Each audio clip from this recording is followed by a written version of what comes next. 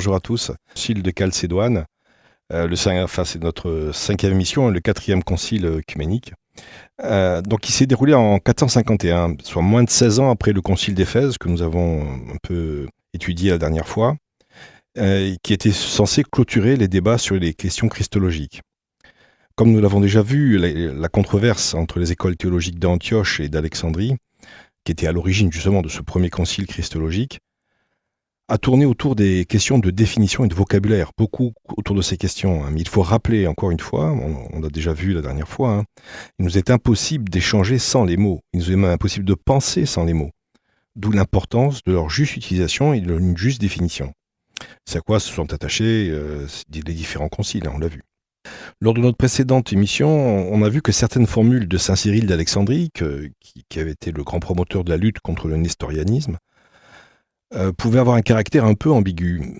Par exemple, de deux, l'union s'est faite, ou une seule nature après l'union.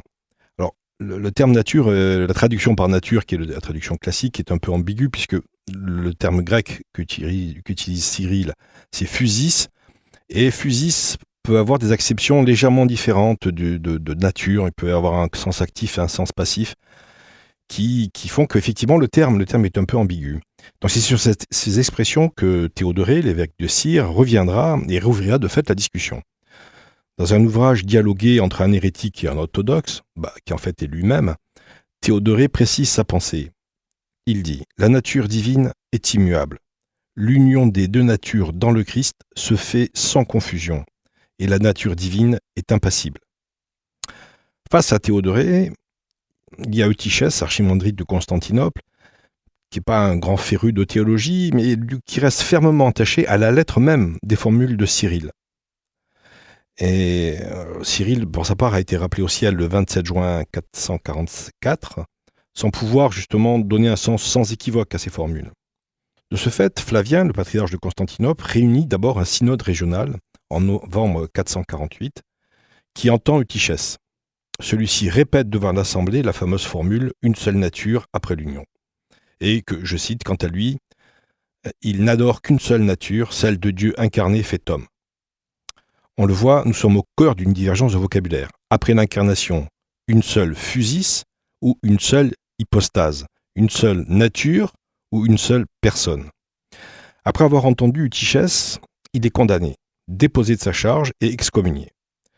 Son hérésie sera par la suite appelée monophysisme, c'est-à-dire une seule nature, dans le sens où la nature humaine est réputée avoir cessé d'exister comme telle dans le Christ, étant assumée par sa personne divine de Fils de Dieu.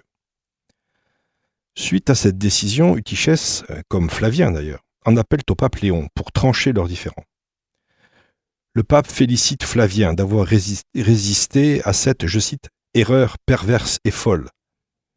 Mais l'empereur Théodose II, sous l'influence de la cour, est un ferme soutien d'Eutychès. Il décide de convoquer un concile général pour trancher le débat théologique. La lettre de convocation date du 30 mars 449 pour une ouverture des débats très rapide, le 1er août suivant. Le lieu étant déterminé comme Éphèse, site du précédent synode. Le pape Léon Ier, dit Saint Léon le Grand, est également convoqué. Celui-ci, bien informé des enjeux, répond en envoyant 3 légats pour le représenter. Il fait également parvenir au patriarche un courrier volumineux présentant la foi toujours enseignée par l'Église sur l'incarnation. Ce document est connu sous le nom de Tome à Flavien. Il précise comment les deux natures opèrent suivant leurs modalités propres dans l'unique personne du Christ.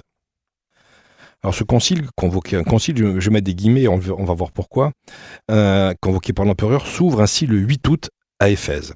Il est sévèrement encadré par l'empereur qui donne une instruction pour le moins étrange. Les évêques qui ont condamné Eutychès lors du synode régional de Constantinople ne pourront prendre la parole.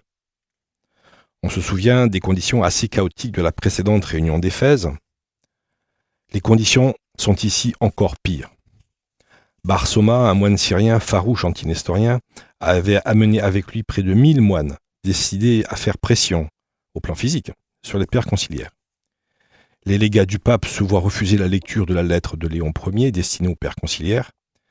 Les représentants de l'empereur simple laïque influent sur le débat. À la lecture des actes du synode de Constantinople, où Eutychès avait été condamné, et les évêques se récrient à propos de ceux qui tiennent pour deux natures, et je cite, s'écrit « À mort, que l'on coupe en deux ceux qui divisent le Christ ». Au terme de ces débats houleux, auxquels les légats du pape n'ont pu participer, pas plus que le patriarche de Constantinople lui-même, Eutychès est réhabilité. Mais au moment de condamner Flavien, le tumulte est tel que les représentants de l'empereur font entrer les soldats, l'épée à la main, dans l'assemblée pour ramener le calme. Mais la foule des fidèles et des moines en profite pour pénétrer également dans la basilique. Chacun tente d'échapper à l'arrestation ou au lynchage. Le désordre est total. Flavien mourra peu après ces événements, sans que les historiens aujourd'hui soient sûrs s'il est décédé des suites de ces mésaventures.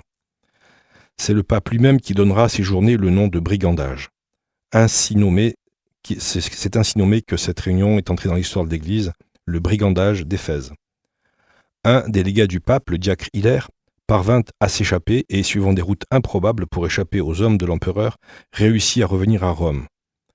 Devenu lui-même évêque de Rome quelques années après, il fera construire une chapelle à Saint Jean l'Évangéliste, qui lui est apparu pour le guider et à qui il doit d'avoir survécu à ce périlleux voyage. Il rapporte au pape Léon les conditions incroyables dans lesquelles s'est tenue la réunion d'Éphèse. Eusèbe de Dorilée et Théodore de Cire écrivent pareillement au pape pour lui demander d'intervenir pour restaurer la foi droite. Face à ces événements, le pape envoie à plusieurs reprises des lettres à l'empereur et au clergé de Constantinople pour demander la réunion d'un nouveau concile, sans succès. Théodose reste sur sa position. La situation se débloque avec la mort de l'empereur, le 28 juillet 450, d'une chute de cheval. Le nouvel empereur Marcien convoque donc un nouveau concile qui doit se réunir le 1er septembre 451 à Nicée. Mais pour faciliter la présence de l'empereur qui veut éviter de nouveaux désordres et troubles, le concile est transféré à Chalcédoine, ville située à proximité immédiate de Constantinople. Le pape envoie de nouveaux délégats avec une mission bien précise, diriger les débats et s'assurer que le tome à Flavien soit bien à la base des résolutions du concile. Celui-ci débute le 8 octobre 451 avec la présence d'un nombre considérable d'évêques, certains disent plus de 600. La première session permet la réhabilitation de Flavien. Puis, les légats demandent que Dioscore, qui était à la main-d'œuvre lors du brigandage d'Éphèse, soit jugé par l'Assemblée. Le procès est l'occasion de passe d'armes entre les évêques de Syrie, qui déclarent avoir signé la condamnation de Flavien sous la menace des épées et des bâtons, quand les évêques égyptiens dénoncent leur duplicité, s'exclamant qu'un chrétien authentique ne craint pas pour sa vie terrestre. Lors de la deuxième session, l'empereur demande que les pères conciliaires se mettent d'accord sur une formule précisant la foi. Mais les évêques hésitent à modifier la foi de Nicée. Ils craignent d'avoir à choisir entre Saint Cyril et Saint Léon. La troisième session est l'occasion de la condamnation de Dioscore, condamnation canoniquement prononcée par les légats du pape. La quatrième session portera encore sur des questions de personnes, mais la cinquième session s'oriente enfin vers une définition dogmatique nouvelle. Un grand nombre des canons de Chalcédoine visent à des questions disciplinaires, on l'a vu, entre autres pour tenter d'éviter les désordres d'août 449 à Éphèse. On insiste de nouveau, c'était déjà une préoccupation à Nicée, sur l'interdiction faite aux clercs de passer d'un diocèse à un autre. Un problème nouveau est également traité par le Concile, c'est celui de la discipline des monastères.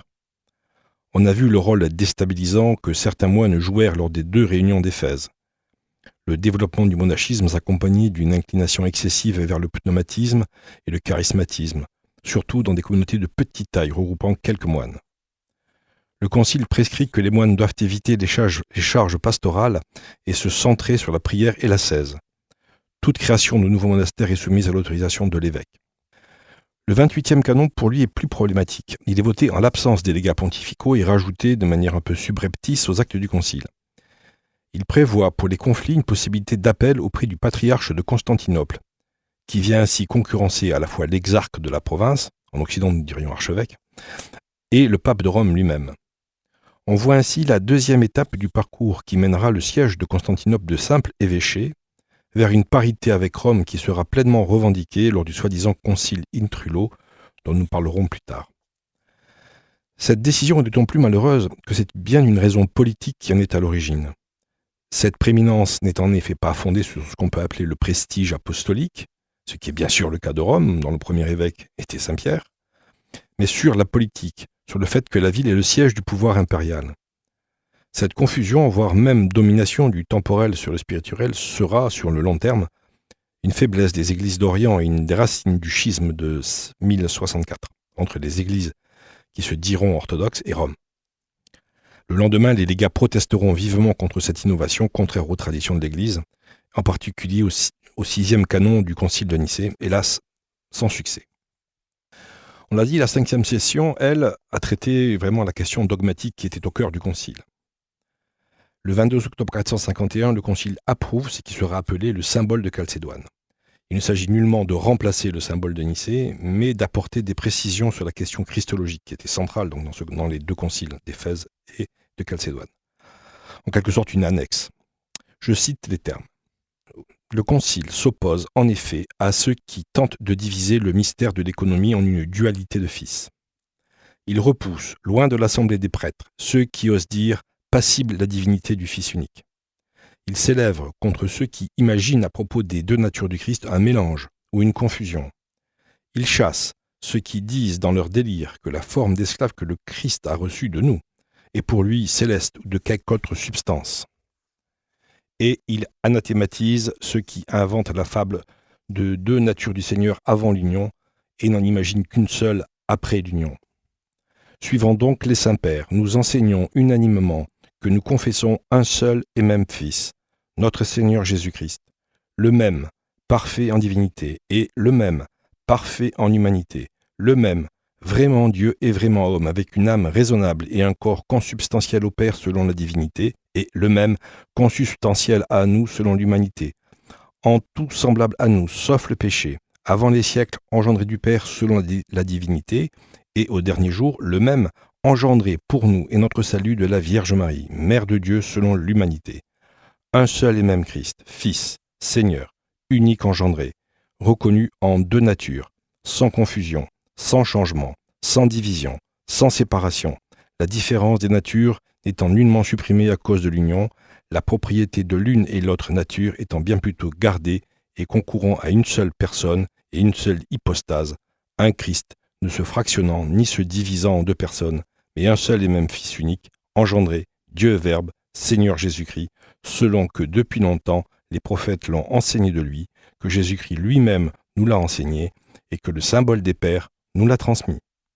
Voilà donc l'apport dogmatique essentiel de ce concile. Alors quelles seront les conséquences ? Les conséquences du concile sont de différents ordres. D'une part, ces décisions sont centrales pour une juste compréhension de l'histoire du salut. C'est parce que la nature humaine elle-même participe de la résurrection que nous sommes sauvés. Je cite l'apôtre Paul dans la première épître aux Corinthiens. Mais maintenant, le Christ est ressuscité des morts. Il est les prémices de ceux qui se sont endormis. Car puisque par un homme est venue la mort, c'est par un homme aussi que vient la résurrection des morts. Mais le Concile aura également des conséquences sur la doctrine catholique du gouvernement juste de la cité terrestre. C'est par l'analogie entre les deux natures du Christ, sans confusion mais sans séparation, pour reprendre les termes des pères conciliaires, que le pape Gélase pourra affirmer à l'empereur Anastase en 494, soit 40 ans après le Concile, je cite, « Il y a deux principes, empereur Auguste, par qui ce monde est gouverné au premier chef, l'auctoritas sacrée des pontifes et la potestas royale. Ce sont donc deux volontés, l'une du domaine spirituel, l'autre du domaine temporel, qui contribuent, suivant leurs modalités propres, au bon gouvernement. L'Église catholique se tient ainsi à l'écart du sécularisme mortifère du monde moderne post-chrétien, comme des différentes théocraties qui émanent de la plupart des autres religions. C'est sur cette base que sera construite la civilisation chrétienne durant le Moyen-Âge. Enfin, une autre conséquence, un nouveau schisme dans le corps de l'Église. Comme le concile qui condamnait le nestorianisme avait conduit à la séparation avec l'Église de Perse, celui condamnant le monophysisme a conduit à la séparation des églises coptes d'Égypte, d'Éthiopie et des églises jacobites de Syrie et de Mésopotamie. De plus, l'église arménienne apostolique, sans adopter les positions de Tychès, ne reconnaît pas le concile de Chalcédoine où on a pu être représenté et s'en tient aux formules de saint Cyril. Il faut noter que l'effort de réunion des chrétiens, comme suite au concile Vatican II, ces séparations et ces oppositions se sont fortement réduites, comme en témoigne la déclaration commune du pape Paul VI au patriarche Shenouda III le 10 mai 1973, je cite. « Nous reconnaissons humblement que nos églises ne sont pas à même de donner un témoignage plus parfait de cette nouvelle vie dans le Christ à cause des divisions existantes qui ont derrière elles des siècles d'histoire difficiles. En effet, depuis l'année 451 après Jésus-Christ, ont surgi des divergences théologiques qui ont été entretenues et aggravées par des facteurs non théologiques. Ces divergences ne peuvent être ignorées. Malgré elles, cependant, nous nous découvrons comme des églises ayant un héritage commun et nous nous efforçons avec détermination et confiance dans le Seigneur de parvenir à la plénitude et à la perfection de cette unité qui est son don. » Donc on le voit, une volonté affirmée de retrouver l'unité. Il existe d'autres déclarations avec des contenus similaires qui ont été publiés avec d'autres églises orientales. Mais subsiste, et là on peut se poser la question de manière concrète sur les pratiques d'aujourd'hui, la question des sacrements. Comment on peut participer des catholiques qui seraient en voyage dans ces contrées, dans le Moyen-Orient, ou au contraire, des gens qui seraient exilés de ces contrées par rapport à l'Église catholique. Alors c'est le Concile Vatican II qui a retenu les dispositions suivantes. Donc par rapport aux églises séparées, ou monophysites, ou nestoriennes. Je cite. « En ce qui concerne les frères orientaux, la pratique pastorale montre qu'on peut et qu'on doit prendre en considération les différentes circonstances individuelles où des personnes où ni l'unité de l'Église n'est lésée, ni n'existe des dangers à éviter, mais où la nécessité du salut et le bien spirituel des âmes constituent un besoin impérieux. C'est pourquoi l'Église catholique, en raison des circonstances de temps, de lieu et de personnes, a souvent adopté une façon d'agir moins rigoureuse, offrant à tous les moyens de salut et les témoignages de la charité entre chrétiens par la participation aux sacrements et autres célébrations et choses sacrées. En considération de cela, pour que par une sentence trop sévère nous ne soyons pas un obstacle pour ceux qui reçoivent le salut, et afin de promouvoir de plus en plus l'union avec les églises orientales séparées de nous, le Concile a établi la manière d'agir suivante. Les principes rappelés restant posés. On peut conférer aux orientaux qui, en toute bonne foi, sont séparés de l'Église catholique les sacrements de pénitence, d'eucharistie, d'onction des malades, s'ils les demandent d'eux-mêmes et sont bien disposés. De plus, il permet également aux catholiques de demander ces mêmes sacrements aux ministres non catholiques dans l'Église desquels les sacrements sont valides, chaque fois que la nécessité ou une véritable utilité spirituelle le demande, et qu'il y est physiquement ou moralement impossible de s'adresser à un prêtre catholique. En outre, ces mêmes principes restant posés, la communicatio in sacris entre catholiques et frères orientaux séparés dans les célébrations, les choses et les lieux sacrés est permise pour une juste cause. En fait, voilà un chemin pour amoindrir les divisions qui sont nées de ces différents conciles. Sont donc, comme on l'a vu, d'une grande importance, parce que ce soit le concile d'Éphèse ou le concile de Chalcédoine que l'on a étudié, ont produit une division assez importante dans la chrétienté d'Orient. Et c'est cette situation